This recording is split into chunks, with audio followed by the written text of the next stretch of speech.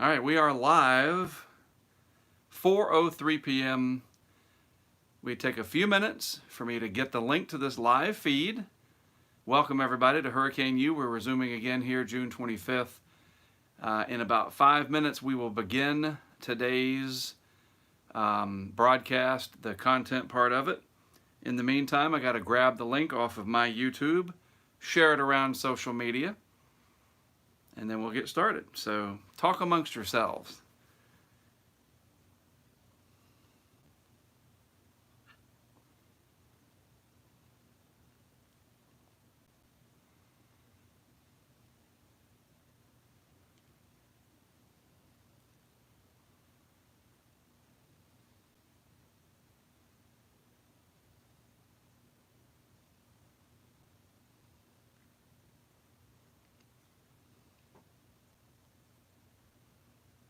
All right, 1 down, 4 to go.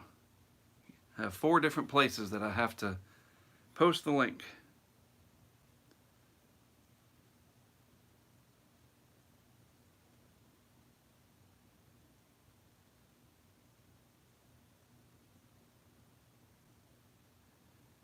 Join in as we discuss sharks, El Nino, sea lions, and hurricanes, exclamation point. Much easier to just say it sometimes than type that all out.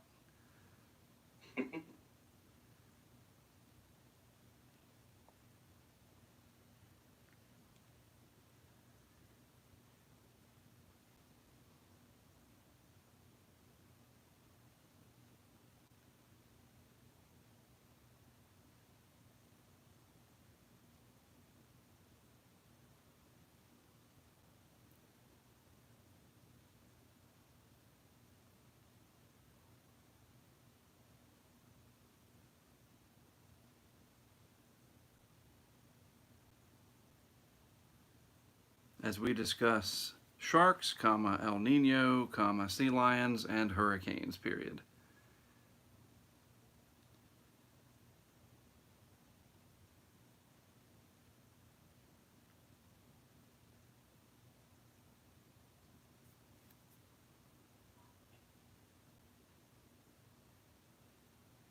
All right, that was pretty easy. Got about 25 people dialed in right now. Good to see you all. We'll give it a couple more minutes to let that link that I posted on my various social media to kind of propagate and have some people jump on. And then we will begin today's program. Volume should be real good. I think you guys are really going to like this. I'm going to go close my door over there. We're still in the bedroom here of my daughter, the studio.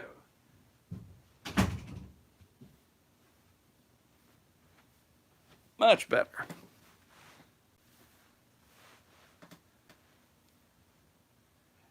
All right, I got 4:06, so let me bring up the Zoom meeting.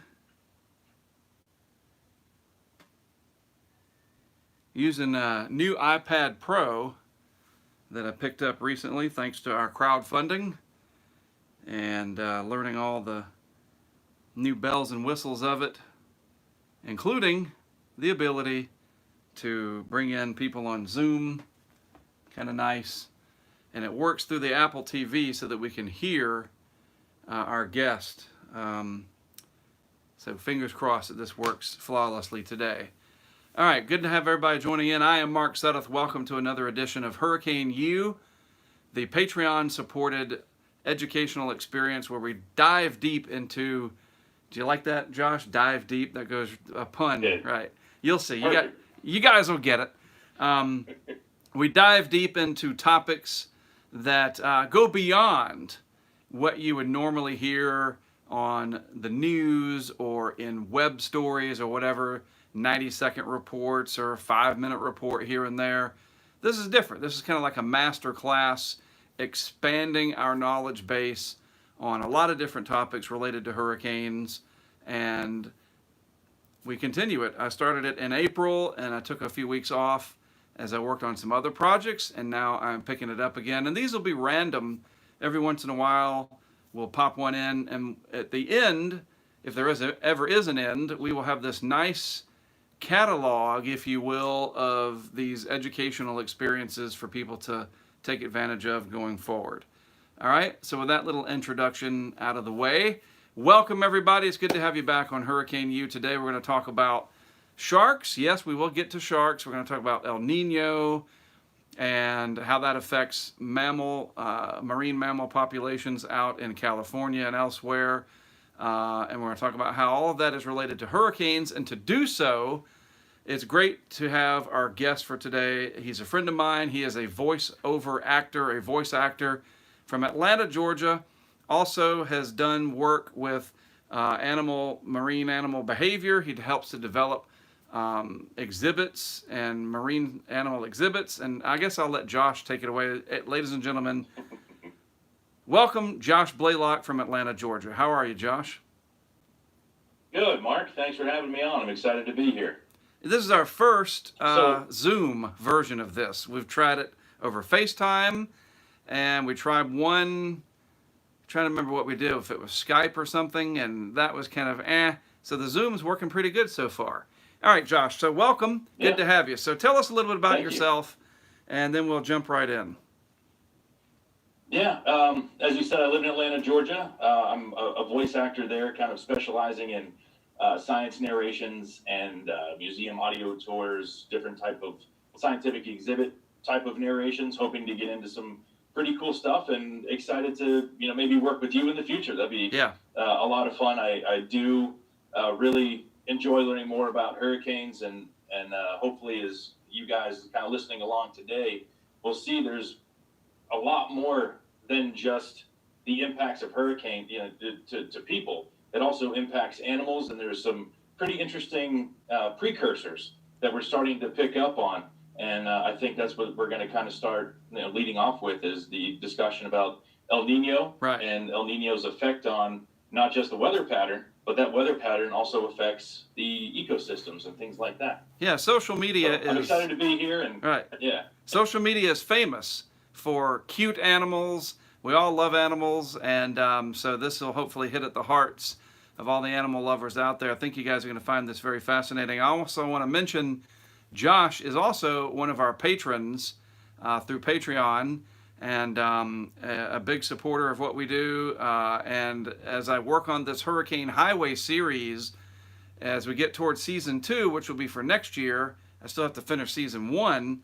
We're going to look at having a different perspective on it, and Josh, we're going to experiment with maybe having him do some of the voiceover work. That's a story for another day, but this guy is very talented, and I'm glad to have him. So Josh, where do you want to start today as we jump into this very interesting topic about the animal kingdom and how it is impacted by all of these things, hurricanes and El Nino topics? Where should we begin? Sure. Well, kind of to a little bit more about kind of my history, my backstory. For 15 years, I was an animal care specialist, and a majority of that time was spent with California sea lions. California sea lions, of course, are a very charismatic species. They're they look goofy, right? Because they have those gigantic flippers, and they have that kind of built-in clown feet kind of thing. That very slapstick kind of thing working for them. But the reality about sea lions is that they're amazing marine predators. And it's just up on land that they seem a little goofy, but those big flippers are amazing for their aquatic abilities. Right. Now, where hurricanes come in and where El Nino comes in is that if I'm going to try my screen share here. Sure. Hopefully you guys can see it. So as I do a little screen share, what you're going to see, hopefully as it pops up, is that we'll be able to look at the range of a sea lion here. So there it is. Let's try. There you go.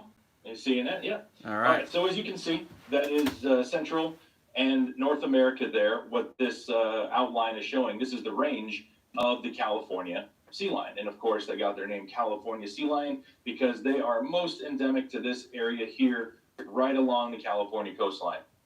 If any of you guys that are watching this have ever been, from as far south as the Baja Peninsula of Mexico, up into Oregon and Washington State, even as far as southern Alaska, you may come across this species, but they're especially known for Pier 39 in San Francisco. You can actually go and visit them there. So when you look at this range along the west coast of North America here, you see where these guys inhabit. So they spend a majority of their day out at sea hunting for fish, but then they also come back to land to rest and to give birth. They can spend almost an indefinite amount of time out at sea, but they are still tied to land because that is where mothers will return to pup, to give birth. And if you know, like La Jolla, different areas like that, you can actually get fairly close to mothers and young pups along the California coastline right there. So just to kind of give perspective of the ecosystem that these animals are a part of, check out this really cool graphic from NOAA, which is the National Oceanic and Atmospheric Administration. These are some satellite tags of various different species here. So you can see we have, you know, species like sharks, all the way down to birds, turtles, and at the bottom we can see elephant seals and California sea lions. There is a lot of biodiversity along this coastline. Yeah, no right kidding. Here. Right. A lot of biodiversity. So with all of that life there, when a little meteorological event happens, it can cause a huge, huge ripple effect among the entire ecosystem. So back in 2015, which is and Mark, you can always correct me if I say something meteorologically inaccurate, but I believe 2015 was the last really large El Nino event that we had. Right. Is that correct? That's right, exactly. A pretty significant one at that. Yes, very, very significant. I actually think I have, So we had an El Nino event in 2015 that was pretty bad. Now, we'll come back to that here in just a second. If you look at this graph here, what you're seeing in red, that is signifying upwellings. Upwellings are an area where cold water and nutrients from the deep ocean are able to come up to the surface. Gotcha. You're going to find a lot of biodiversity in these red outlined areas here. Now we come a little bit closer, we check out that area. Again, all of this life here along the west coast of North America into Central America, and then you kind of follow that, look at where the upwelling is. Makes sense. So a lot of life, is all tied in to this upwelling here. And the sea lions are one of those species that are tied to it. Their food source, big fish and squids, things like that, are tied to the smaller fish, the phytoplankton, and then the nutrients that the phytoplankton feed off of come up from these cold water upwellings. So the entire ecosystem is basically depending on those upwellings for the ecosystem to survive. So in 2015, we had this really intense El Nino sea surface anomaly here. So if you look at the graph, you can see just how warm that El Nino event was. And you can see right here along that coastline that above average temperature warmed up that water. And basically what happened was that warm water overpowered those upwellings. So the nutrients weren't there along the coastline anymore. Right. And without those nutrients there, the whole entire ecosystem had to move further and deeper offshore. Ah, okay. And this caused a problem. It caused a problem for a lot of animals, sea lions especially. I had the chance to, here in Atlanta, work with some of the rescued sea lions from the California coast. And basically what happens is that these young sea lion pups are born. The mothers then go out to sea to catch fish and then return, and the pups can nurse from the mothers. So, of course, all the nutrients that the mother is bringing in, it then gives to the pups during the nursing process. But when this El Nino event happened and those upwellings were pushed way further out to sea, the mothers then had to travel further and deeper out to sea. Sure, to chasing get the enough nutrients. Food to survive. Right. So far and so deep that basically they were leaving their pups behind, and they were gone for so long that the pups were starving. Okay. It was a very, very sad event. They had one of the largest mass strandings of seals, sea lions, and some other species as well, but primarily seals and sea lions in 2015. It was one of the largest record numbers for sea lion strandings. And I'm sorry, I know this is a little bit graphic here, but you can see this pup was basically found on the beach extremely malnourished. this poor guy, you can see his ribs are exposed there. Sure. His mother either did not return from her offshore foraging trip, or something happened to her. But this poor pup was found, and he was one of several thousand sea lions that came ashore during 2015.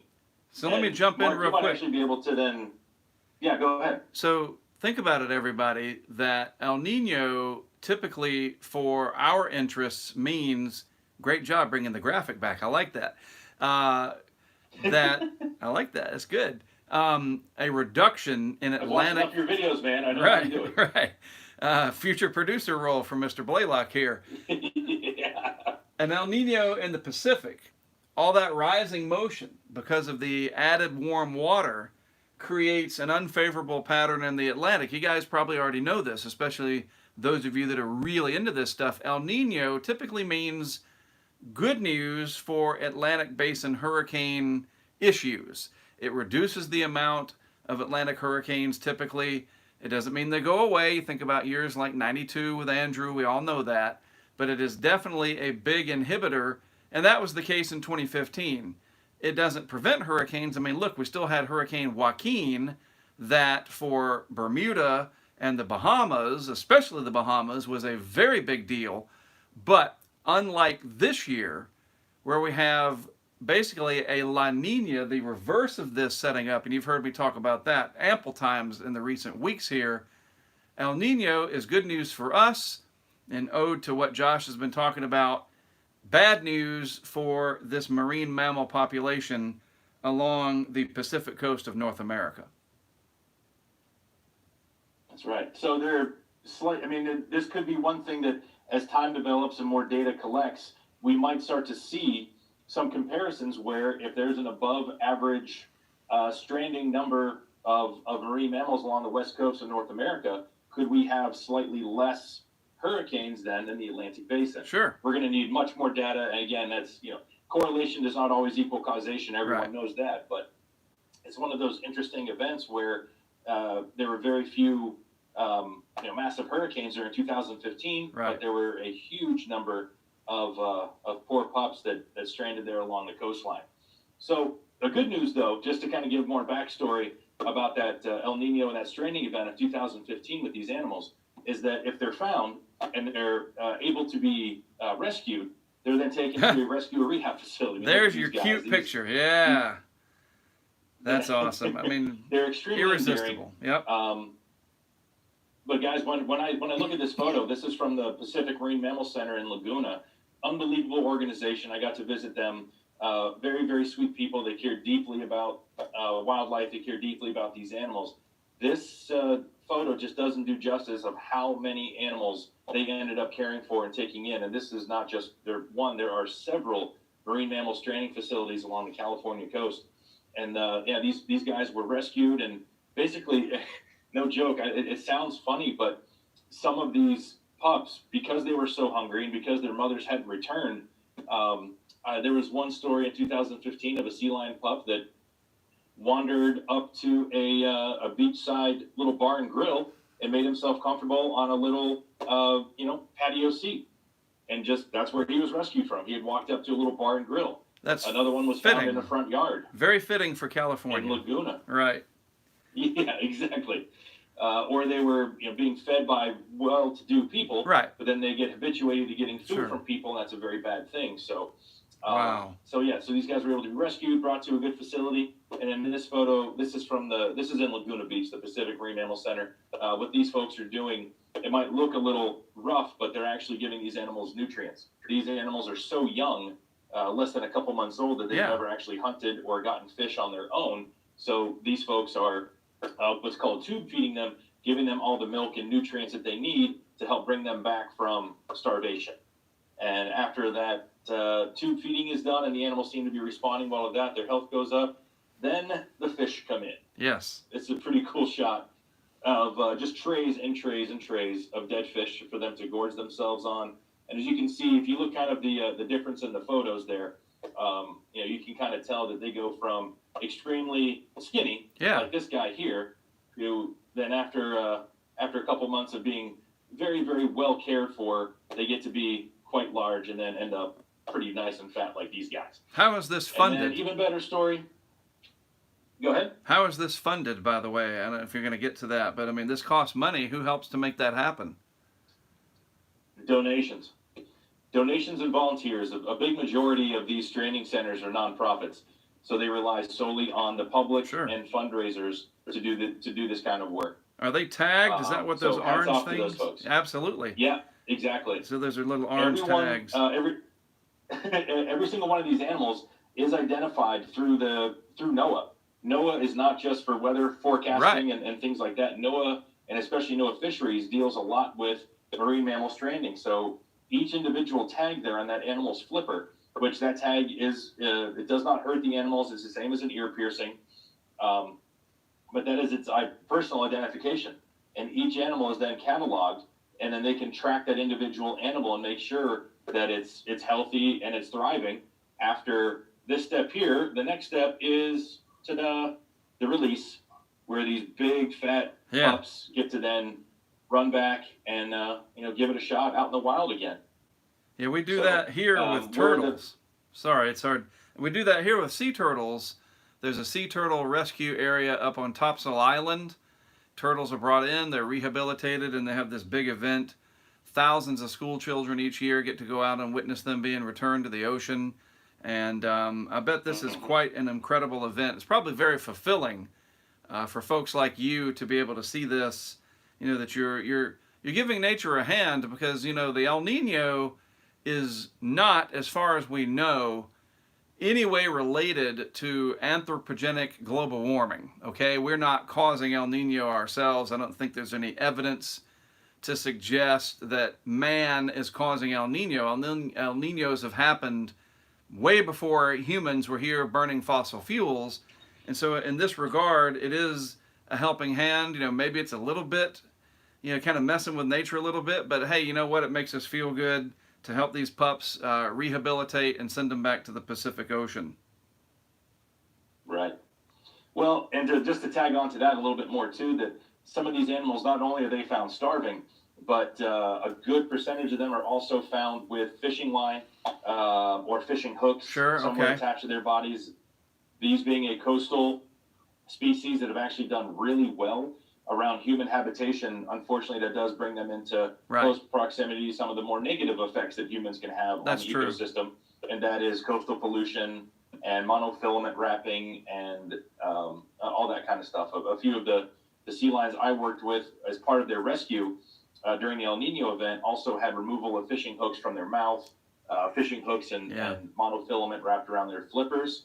And very sadly, and I'm sorry if this is disturbing, but a very beautiful young sea lion I worked with as well, when they x-rayed his body to make sure they got all the fishing hooks removed, they actually found that he had bullet fragments in his head. Oh. So he had had a very negative encounter with a person there along the California coast that didn't want him around, apparently. So thumbs down. There are some other effects, not just El Nino, that are affecting these guys. Sure. Well, good work there. Yeah, it was very rewarding. It's very cool to see these animals, of course, be returned, but also to know that if they're not able to be returned to the ocean for their own survival, that they can find a permanent, forever home, like they did at the amazing facility that I worked at with them, and was able to work with 5 of the 2015 El Nino rescued animals that had just repeatedly stranded themselves, and because the government knew and could ID the animals, they knew that they probably were not going to survive on their own. So for the well-being of the animal, they were then given a forever home. And every single one of those animals to this day, 5 years later, is growing up healthy and thriving. So there are some positive outcomes. Yeah, and I mean, think about it. Like this, absolutely. And the ocean part of NOAA, National Oceanic, that's so important. I'm glad Josh mentioned that NOAA is not just about weather forecasting. And so the Oceanic of National Oceanic and Atmospheric Administration, very key to all of this. And it's a big part of really the whole globe in terms of the reach and the different projects that NOAA helps to fund and be involved with. Really remarkable there. All right, so La Nina when we have a colder than average situation in the Pacific, does that tend to kind of have the opposite effect, that everything's much closer to shore, or is it more just normal? In other words, do you have an equal and opposite reaction that, wow, everything's pretty much jammed up against the coastline, because, or is just the overall Sure. abundance of cold water enough to not throw the ecosystem out of balance? Right. Yeah. I mean, this year comparative to that 2015 year, 5 years apart, this year has been a very average year. Okay. Yes, there have been some marine mammal strandings and, Sure. and things like that, but those are more of the natural causes or the more anthropogenic Yeah. causes, fishing lines, Yeah. boat strikes, things like that. But nothing as far as the sheer number of starvation cases Yeah. that, All right. that you saw in 2015, subsequent from the very bad El Nino event there. So yeah, this year there definitely were some strandings, and those facilities are still doing an amazing job. They never stop doing an amazing job, but just not to the anywhere near the scale of 2015. So average is what you could call a year like this year, as far as that's probably the only thing this year you could probably call average. Really? Thank goodness It's for been, that. One heck of a year. Sure. We don't need any, But, right, exactly. No more yeah. surprises, please, 2020. Yeah, luckily.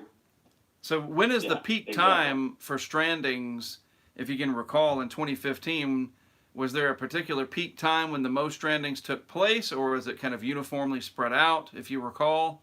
And we know that El Nino kind of peaked at a certain time. I wonder if there was a lag, if it would, Sure. if it preceded, it was like an indicator. I think that's interesting. Yeah, well, as in most species, the springtime tends to be the time that most species give birth. Okay. Because when you go from the wintertime, which is a time of less abundance, colder temperatures, a little bit less biodiversity, everything kind of goes dormant a bit. But once the temperatures kind of come back up again, that's typically when the young of the year will be born, because then they have that entire summer to fatten up and get ready for that first upcoming winter. Everything is cyclical.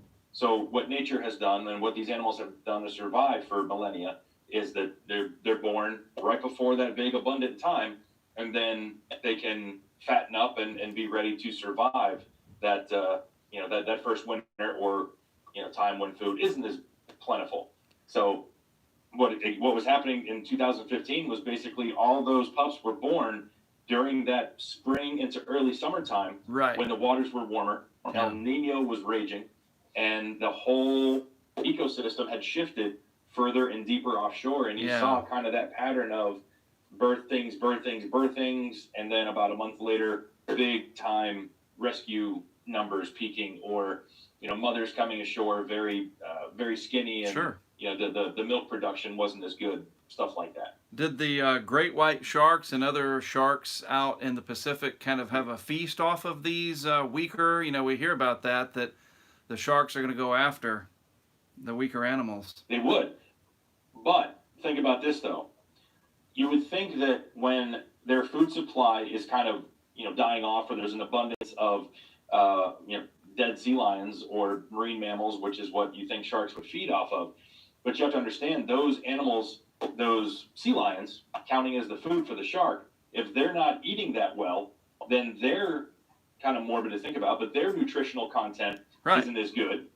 So then it's kind of like, during a really good summer, it'd be like eating a triple Whopper. Yeah. And then during that El Nino event, it's kind of like eating a regular, small little, little burger, a little slider. Yeah. As opposed to a triple Whopper there. The nutritional Never thought about content it that way. Sure. just isn't there. Right. So, right. Where you would think you'd be like, oh, they're feasting, it's great. Right. They're probably eating more, but not getting as much nutrition as they would if the ecosystem had been more intact. Fascinating stuff. I mean, how many people Isn't it crazy? have ever thought about this? And until I met Josh through social media, and what a world too. I met him completely through social media. He's seen my YouTube videos going all the way back to 2016, I believe it was, with Matthew. And Matthew. Things jumped from there.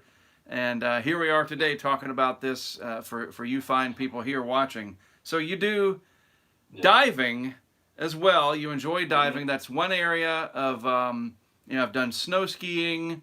I've done hiking. I love doing that. Still do. I've never gone diving, though. I live right here in southeast North Carolina. I go out to the beach. I occasionally go under with a mask and maybe take the GoPro down and get some stuff right there in the surf zone, but never done anything even close to diving or real big-time snorkeling. But this guy has, and, I read as a good segue into this next segment that Jaws is currently one of the most popular movies in the United States right now because so many theaters are still closed that most of the theaters that are open, and there's a few hundred of them around the U.S. where they're able to do so, they're showing old films because the new $200 million movies that are supposed to come out, we were thinking about Tenet, which supposed to, Christopher Nolan's new movie coming out, was supposed to come out July 17th or the 10th or something like that. Other big blockbuster movies that have had to be put on hold, A Quiet Place 2, we know all about that. Well, they're bringing back these older movies, which I like because I'm a big movie guy. We got to balance safety versus your love of movies, understand that. But Jaws is one of the top movies in the United States right now. Can you believe that? I love it. And it's a summer movie. I can, because it's so good. Right, exactly. It was the first summer blockbuster. That movie was 45. It was released 45 years ago. Like 4 or 5 years ago, I think, was its 45th anniversary release. And unbelievable. And very interesting too how Jaws, the theme of that movie, and I'm not talking about the music theme, that motif, but the theme of the movie itself, the plot, reminds me so much of two things: hurricanes and how we deal with them, that you have people that see that they're coming, they know the signs, those are your scientists and forecasters, and then you have the politicians and whatever, the mayor of Amity that was like, no, and then people that want to dismiss it, and then it does end up coming up and biting you in the what, as he says, Richard Dreyfuss character. But also it's interesting that it kind of mimics what we've been dealing with the pandemic, that we've got science and then we have people that are denying it, and it gets all crazy. We don't want to get off topic, but Jaws is a great metaphor for a lot of other things that we have seen in dismissing science and trying to put money over the science and the safety of people. 45 years ago, Steven Spielberg, he was onto something. So back to more relevant topics here. So the summer of the return of Jaws. Yeah, go ahead. But I love it when people jump in. What you got? No, I was just going to say that, one very interesting thing about Jaws was that Jaws would have never worked if the shark hadn't have broken down so much. And I'm talking about the robotic shark. Yeah. What makes that movie so good and stands the test of time is that you don't see the shark until the very end. Yep. So it's all in your mind. It's all that mind game, and you really have to see what side do I side. That what makes it so good is that you either relate to the scientist, you relate to the mayor, you relate to the chief who's afraid. Yep. That's what a lot of folks can say, not just about sharks, but about science and things like in general. Yeah, fear of the unknown in general. That's exactly right. That's right, Josh. And it's funny how it has definitely stood the test of time. And so here we are, very long segue into this next topic. So who out there watching, whether you're watching it live right now as it's happening or you're watching this later on, maybe years from now, would have ever thought, and some people probably know about this, but very few do, that there is a connection, a beginning here, probably something that's going to grow between sharks and hurricanes. I teased that in my tweet yesterday. I put a picture of yours that was a shark that you took. So let's jump right in there, literally and figuratively. You want to talk about sharks? Why not jump in? The puns are flying today. Tell me about the connection. And this, I'm telling you folks, this part of it right here, the sea lions part, fantastic. This is the oh wow. Because the sea lions part, I think we can all wrap our brains around. It makes a lot of sense. But this next part about how sharks, and you think about how resilient they have been over the course of evolution, what Josh is about to tell you is going to blow your mind. Take it away. Yeah. Well, again, with that Jaws segue, one more, not to regress, but one more fun little factoid about Jaws was that people didn't know anything about sharks until Jaws came out. It is a known fact that within 5 years since the release of Jaws, so it was 1974, so by 1979, 1980, there was a 400% increase in published shark studies. Now, that's amazing. That is a rocket ship launching of knowledge right there. So as much damage as Jaws did for sharks' reputation, right, what it actually ended up benefiting was the knowledge base that we were able to go off of as we kind of go forward there. And in fact, a great white became the first protected shark species. I believe it was 1987. The great white became a protected species. And if Jaws hadn't come along, that might not have ever happened. And didn't it also lead... a little interesting thing there. Right, and to that point... And a lot of marine biologists yes. and a lot of folks that love the ocean like myself, yep. we weren't scared by Jaws, we were fascinated by it. And Jaws right. led to, just like Raiders of the Lost Ark led to a lot of archaeological degrees and people studying archaeology, Jaws led to a huge increase in marine biology studies at universities, and that still continues to this day. Including that study of these animals and breaking through that right. that barrier, kind of that dogmatic way of thinking about these guys, and then being able to really learn of just how incredible they are is again another segue into what we're going to talk about now. And including in the marine biology thing is George Costanza saw Jaws, right? That's right. All you Seinfeld fans will get that one. And Twister in 1996. How many people are meteorologists today or storm chasers professionally because of Twister? I mean, it is truly amazing. And we're going to get to the shark part, I promise. Josh and I are huge fans of pop culture, media, movies, etc. I mean, he does voice acting, for goodness sake, so why can't you be? But we'll get to it. Twister did the same thing in 1996 after that. And by the way, word has it that they're going to be rebooting Twister with Joseph Kosinski. I think that's how you say his name. He directed Oblivion, and he's directing the upcoming reboot of Top Gun, which got moved because of the pandemic. Doggone it. Anyway, Twister rebooted, coming maybe in a couple years. We shall see. All right, so the sharks. Right. What on earth Here we go. could sharks have to do with predicting or understanding hurricanes? And this is not made up. This is very real. Wait till you hear this. No, it's true.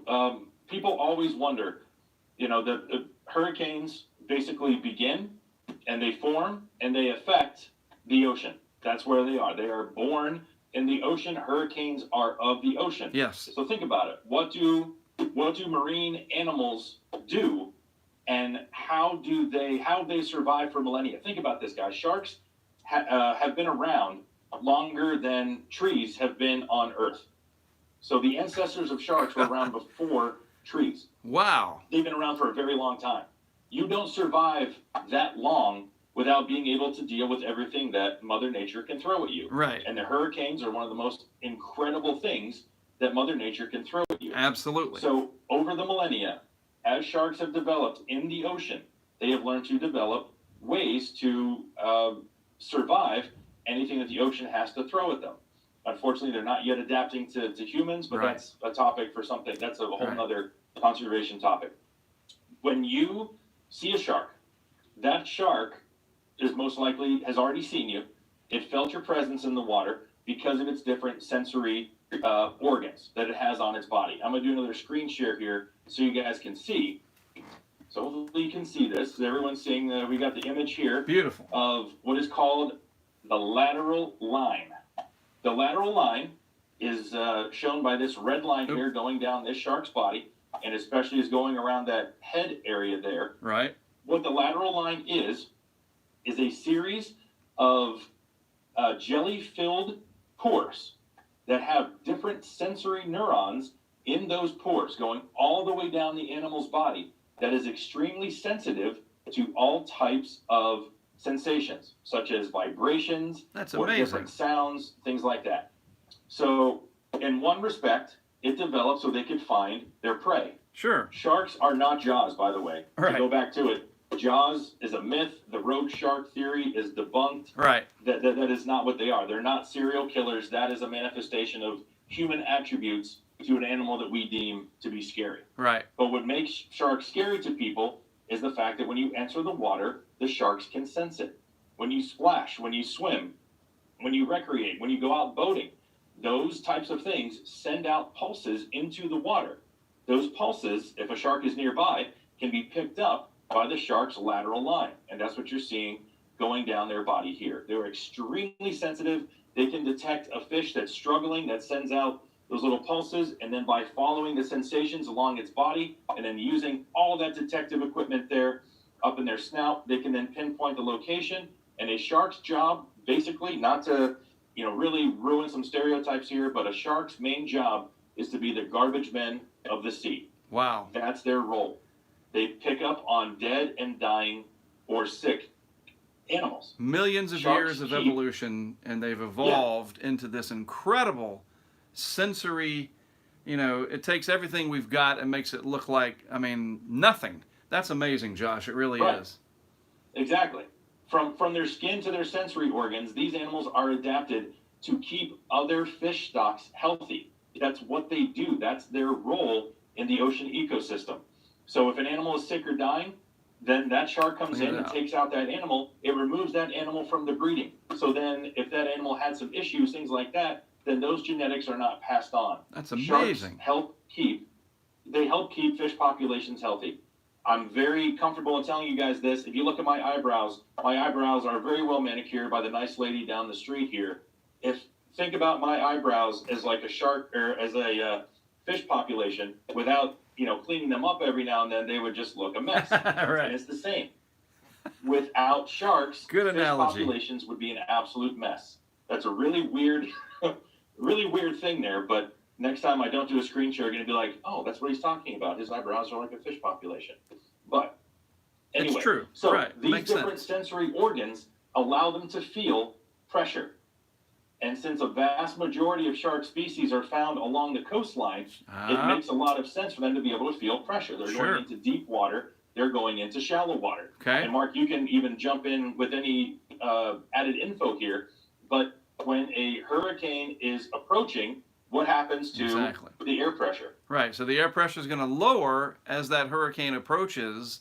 And you can imagine that is felt over a huge area. The hurricane has got a very large area of influence, and they're not moving so fast that these sharks do not have time to pick up on it. They're moving slow enough, and they've done this over millions of years that we've had tropical cyclones on the globe. I see where we're going with this. This is very fascinating indeed. That pressure, the lowering pressure, the sharks can pick it up, I take it. Exactly.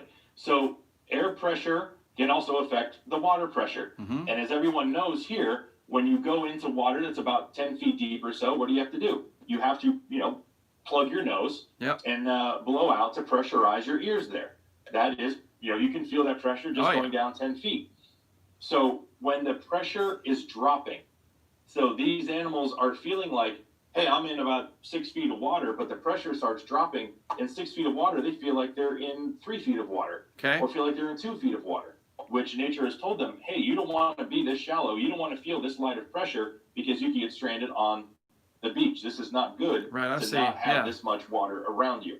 So as they feel that pressure drop, what they have seen several different occasions is that different species, such as these guys here, these are sharks of the Caribbean and the Atlantic here. So we have the tigers, we have nurse sharks, dusky sharks, bull sharks, Caribbean reefs, black tips, hammerheads.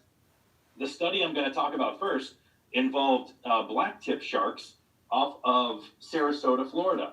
Mote Marine Laboratory, if you guys are familiar with Mote Marine Laboratory in Sarasota, is known as Shark Central. For 30, 40 plus years, they've been studying sharks and have quite a bit of knowledge. In 2001, I believe it was Tropical Storm or Hurricane Gabriel made landfall very close to the Sarasota area. Yep. They had a researcher who had done a lot of tagging, radio receiver tagging of juvenile blacktip sharks because they use the shallow west coast of Florida waters as like a nursery. Sure.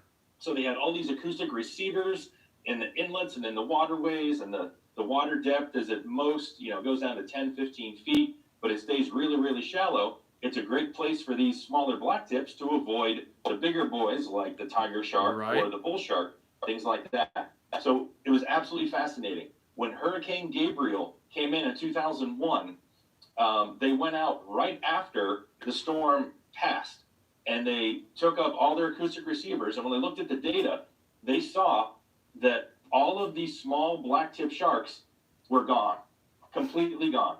All their radio transmissions had ended before the storm hit. So what they surmised was that they felt the dropping of the pressure. They felt like they were getting stranded. They were in shallow water. Yeah. All of these juvenile blacktip and bull shark pups went deep into the Gulf. And a couple of days after the storm passed and the pressure returned, right, they all came back and started pinging again in these little estuaries and things like that. And that was, so that was one of the first documented times where they've been like, okay, this is what sharks do. Right. Sharks they dive deep to avoid, that sure, that pressure. We all know what hurricanes do when they get close to shore. And storm surges and things like right, that. That's what I was going to say. Water, it's a very dangerous place for a shark or marine animal to be. Yeah. So what they saw was that these sharks were going into that deeper water, and they basically, animals for millennia have been hunkering down. They've been hunkering down way longer than we have. Oh yeah. So that's what these animals were doing, was hunkering down. I mean, you think about it. You touched upon that. Pretty amazing. It is, and the storm surge aspect to it, I think, holds a lot of weight here, that the sharks being near shore, you're talking about the black tips especially, that storm surge is such a violent, it's got the turbulence, you said, it's got debris, it has the ability to push inland and then recede so fast that they can become stranded and die, that nature has basically built in a storm surge warning mechanism. I'll just throw a theory in that it's not just the drop in pressure, but they also have to, quote, know, air quotes there, over millions of years, especially, think about this, Josh, that in a highly storm surge prone area like Southwest Florida, and he said earlier that I can correct him if I needed to, it's okay. It was Gabrielle in 2001, close enough, Gabrielle, it was Gabrielle, and it was a 70 mile per hour, it's all right, that's what I'm here for, a 70 mile per hour tropical storm, almost a hurricane. It made landfall very close to Venice in Florida. And as you know, Josh, that area, very susceptible to storm surge. And so, just you and I have talked about this a little bit before. I'll disclose that. We've talked about this a couple times in the years that I've known Josh, but this is the most in-depth that we've really kind of gone into it. And it just got me thinking that with all the storm surge vulnerability to that area, these sharks, I'm telling you, it almost, logically, they have to know they could get pushed with that surge inland 5-10 miles in some of the bigger events. Wilma, Irma, both of those were projected to put surges all the way past Interstate 75, and you get these sharks stranded there because the surge will recede very quickly once that wind stress is off the ocean, and then those sharks are stranded.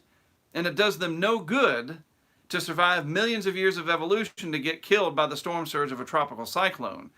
I think that holds, and so that would be interesting to see, do the sharks of storm surge prone areas react differently than sharks like off the North Carolina Outer Banks, where the shelf drops off very quickly and the storm surge threat from the ocean side is not nearly what it is in, say, Collier County or Lee County or up towards, Tampa, St. Pete.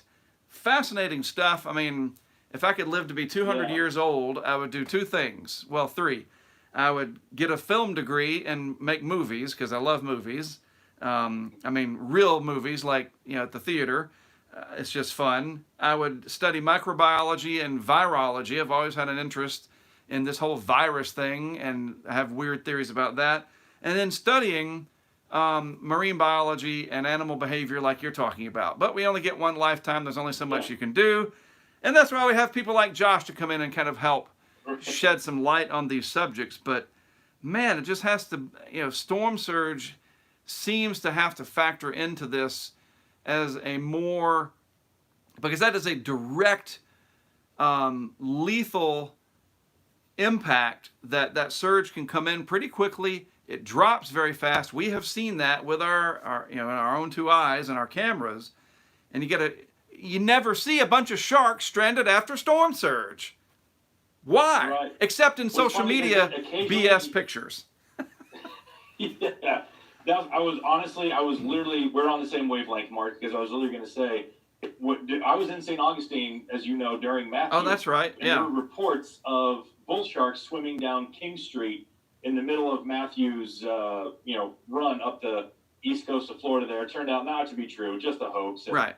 I was just going to tell everybody, look out for those doctored photos. It happens every time, single yes. year that someone talks about. It's almost time. Right. There's sharks in the storm and things like that. It is pretty comical.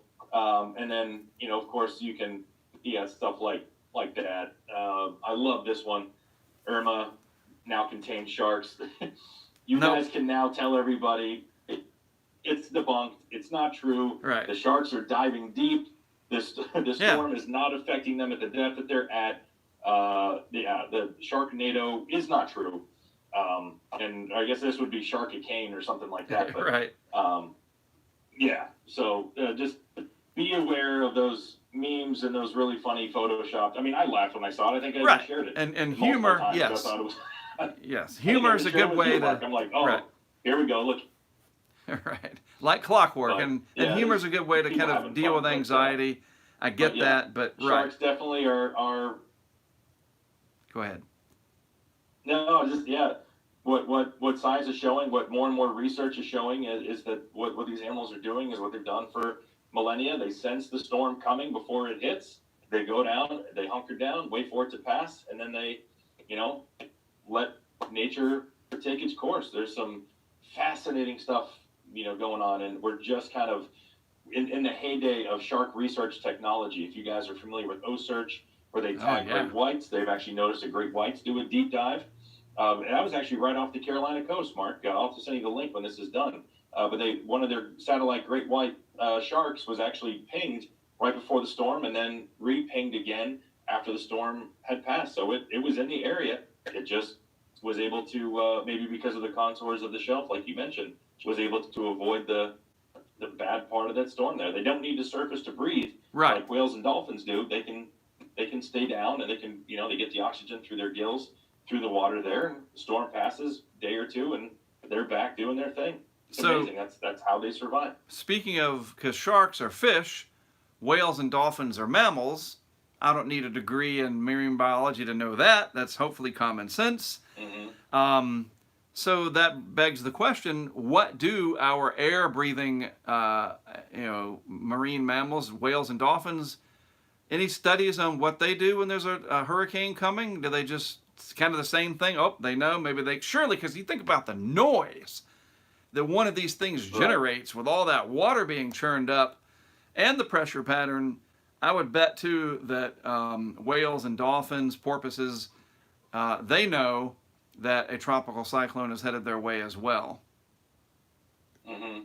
Yeah, I mean, what makes survival more difficult for them during those times is that they are air breathing. They have to surface to breathe, and in very turbulent water, ton of spray, ton of wind, it makes that very difficult. To be honest with you, that'd be something I've never really to research for a future hurricane university. I really don't know, but you don't think of it. Whales and dolphins really washed ashore all that frequently when a big storm hits. There's some type of mechanism that they have that they've adapted to that allows them to survive when a big storm hits. It might not be the same as the lateral line or the pressure sensing, but there's something about their in tuneness to their environment that says, hey, let's get the hell out of here. Yeah. Something bad's about to happen, and okay, it's passed, and we can come back.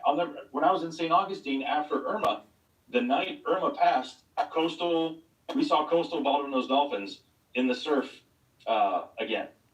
It was less than 3 hours after Irma had made her way up into Georgia and all that, and we were already seeing coastal dolphins right there again. But again, Irma came up the peninsula and didn't come directly across. Right. So maybe they were able to kind of ride it out just as a pretty intense ocean storm as opposed to something more severe. Who knows? The turbulence of the water they could be sensing, anything like that. Pressure, water, temperature changes. Who knows? It's be a fascinating topic to really do some research on. I think when it comes to that, we have more research on sharks and what they do during hurricanes than we do with whales or dolphins, just because they're a little bit easier to Sure. to kind of monitor in that way. So where is this headed, do you think? Is there going to be potentially more studies of maybe like the black tips and any way that maybe these sharks with millions of years, and we're not talking about 2 million years, folks. If memory serves, I believe sharks have been around for at least 200 million years, if I'm not mistaken. And Close to the Triassic, we're talking before the time of dinosaur, right, type of area there. Not necessarily in the forms that right, we think. Everyone kind of thinks that sharks haven't changed. yeah, right, They've changed yes, a lot. right, But the ancestral sharks, the first cartilaginous fish that then became our modern day sharks, they've been around for a very, very long time. So obviously they're doing things right.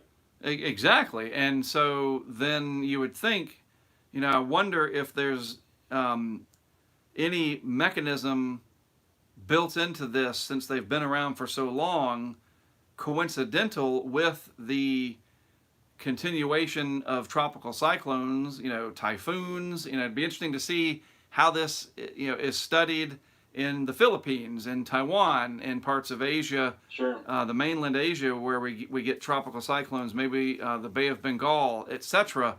But you wonder, is there any, like, and I'm just reaching here because this is how you throw a theory out there, see what happens.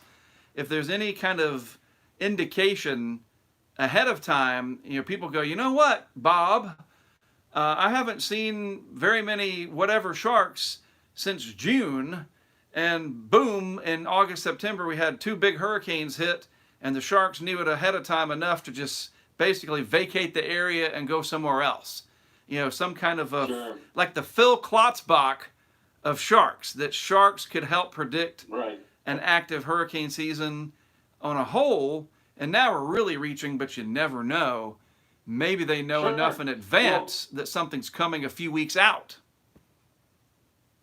And maybe not as a prediction tool, because unfortunately I feel like our technology has now kind of surpassed the shark storm detection Right. technology. We know we know by a week out, whereas the shark doesn't feel that pressure change until a couple of days out. Right. But what might be interesting is looking at some of those precursors, like, taking it all the way back to the El Nino discussion. Massive sea lion strandings means that El Nino is really bad, which could diminish the Atlantic hurricane season. I gotcha. Now, when I was telling you earlier on my dive 2 days ago, I just came back from a shark dive off of the coast of Florida, and the water was very, very hot. And they were already seeing species from deeper out in the ocean coming closer to shore, because the water so close to shore is so warm that those deep water animals are able to, come in a lot closer. So the ocean in June is already very, very warm. So the presence of those deep water sharks There you go. in close water Right. would tell us, hey, kind of that canary in the coal mine of water's hot. We have silky sharks 3 miles off West Palm Beach in June, but the fuel for a good hurricane is out there. It might not be a prediction tool, Right, but it could be a very interesting thing of, hey, we got silkies here in West Palm. Right. Check sea surface temperatures. There's a correlation, and that's Exactly. when They're we start to connected. really kind of piece it all together. Yes, sir. Nature will do what nature does, and we, trying to study nature, have to figure out where those connections are. And when we figure out what those connections are, that only helps our forecasting abilities and stuff. And I'm stoked, because in this day and age, as the technology gets better, as we understand sharks better, I think the understanding of one of the most ancient species on the planet can only benefit us moving forward in our ways of survival ourselves. Absolutely. A lot of cool stuff coming up. You got any pictures from your recent dive that you can pull up? I put one on Twitter yesterday. This is from Josh, if he can pull these up, just very recently, a few days ago. And that was off the southeast coast of Florida that you did that? Yeah, I was in the West Palm Beach area. Wow. Let me see if I can. There we go. If you're able to check that out, Yep. those are some beautiful, beautiful bull sharks there. There's about 70 feet of water, about 3 miles off of West Palm Beach. I know bulls have a bad reputation. They're actually kind of skittish to encounter them in this open, clear water there. Yeah, it was really, really cool. So we got to see the bulls there, and then if I can find the image, I know I also got a cool shot of a silky shark, which was my first real experience with that species. They're a beautiful, beautiful, slender kind of shark. Here we go. See, I can get that up for us. You know who else is skittish? Is me. There she is. That's a beautiful silky shark right there. Oh, wow.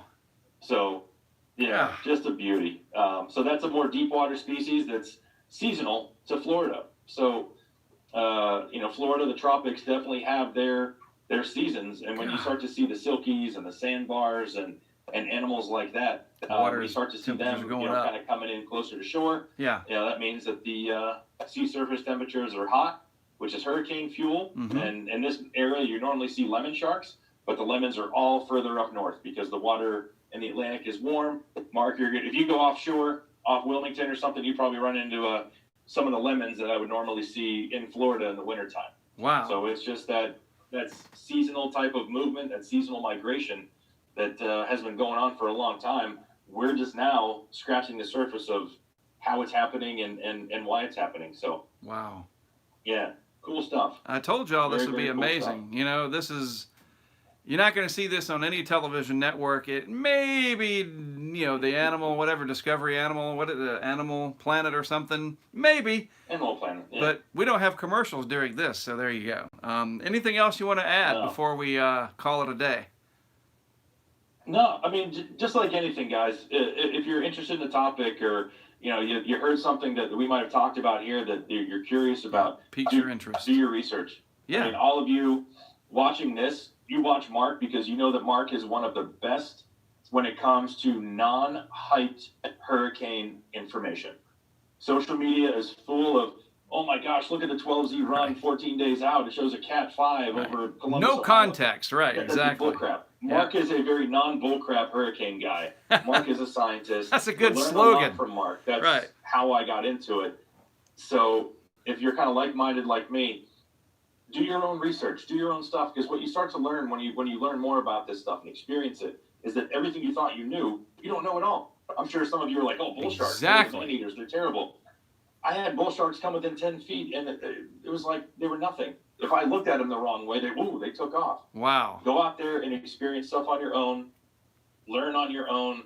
Some of the stuff I said probably will be debunked in a year if it's not debunked already. So, there's always that disclaimer of go out and do your own research. Yeah. We live in an age of everyone's an expert, everyone is a pundit. Yeah, right. Everybody can talk about anything. Not me. But That's why I like this. Right. That's where stuff like Mark, being a Patreon of Mark, that's where stuff like this really pays off. Because there's education, there's experience, and then you put them together, and, that's what knowledge is. So stick with Mark during the hurricane seasons. Don't buy into the hype, and you'll come out learning a lot. And who knows, with what you do in your own day, your own profession, your own job, your own interest, you might see some correlations between stuff Mark teaches you and stuff that you do on your own time, which is kind of what happened in this situation. I was like, I'm into sharks and diving and ocean stuff, and hurricanes happen out there.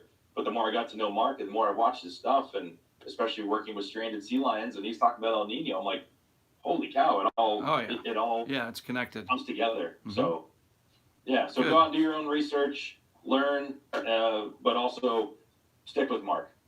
Oh, thank you. That's all I got to say. So if I run for president one day, that'll be my button. You have I like Ike from a long time ago. This will be stick with Mark. So there you go. Stick with Mark, yeah.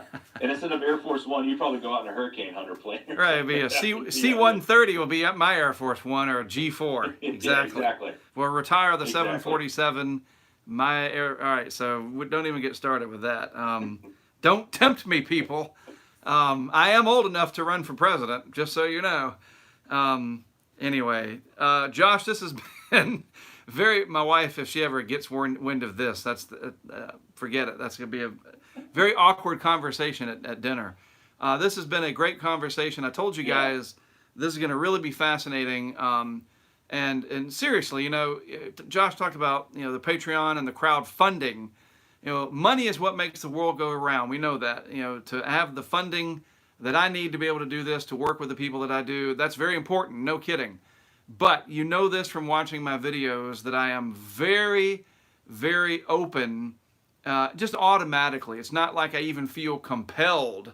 Oh, I got to cite other people. I'm not the expert in everything. I've never been that way. And now with social media, to be able to pull up Eric Webb, I said this earlier today, Jack Sillen, Dr. Ventress, being able to have somebody like Josh on the program, I can read up on stuff and then come in and talk to you for 45 minutes and you just see me and I show you some pictures and I could be an expert in everything if I wanted to be. And he's right, a lot of people do that. And I think you become very tunnel vision oriented if you do that. So you have crowdfunding, but you also have this crowdsourcing of intellect and ideas and innovation.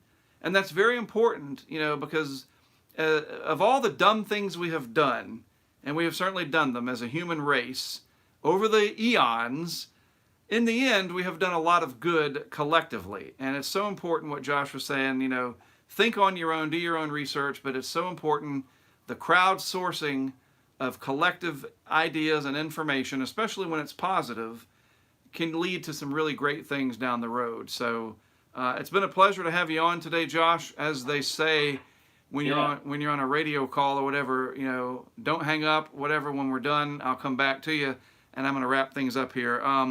So that's it for today's episode of Hurricane U. Feel free to share this with anybody that's interested in marine life, marine biology, oceanic exploration, the atmosphere. Again, the whole idea of NOAA, National Oceanic and Atmospheric Administration, a very big key part of this. There's jobs out there. There really are. There's college degrees that you can pursue, internships, you name it. And then, yes, we're going to get through this time of extreme stress and anxiety dealing with this, and I say this ridiculous in that I can't stand this virus. That's what I mean by that, this ridiculous virus. I think we can all agree to that it sucks. We're going to get through it. And when we do, we're going to have 300 people back in classrooms learning about this stuff in the future. Lecture halls will be filled again, and it's going to be a great time. Sort of the Renaissance. I was thinking about it. We're going to end on this. One more small tangent, and then I'll wrap it up. We're kind of in a very many dark ages of original programming in the entertainment world. Television shows, big budget movies have all been put on hold and are only very slowly starting to creep back up. And the same thing with our intellectual process, that we're distance learning. That's not the same. We know that. As great as it is to have Josh here on Zoom, my plan was to do these meetings in person. But and I had the budget to do it thanks to our crowdfunding, but because of the whole stupid virus thing, I've had to do it all over Zoom. We can all agree that, doing things in person is the best way to do it, and that's going to come back. And so as I wrap it up, think positive. It's all about positive mental attitude. And one day you too can be swimming with the black tips, tagging them to get them ready to study the next landfalling hurricane. You just never know. It could be you one day. Following the footsteps of Josh Blaylock and George Costanza. All right, cue the Seinfeld comments.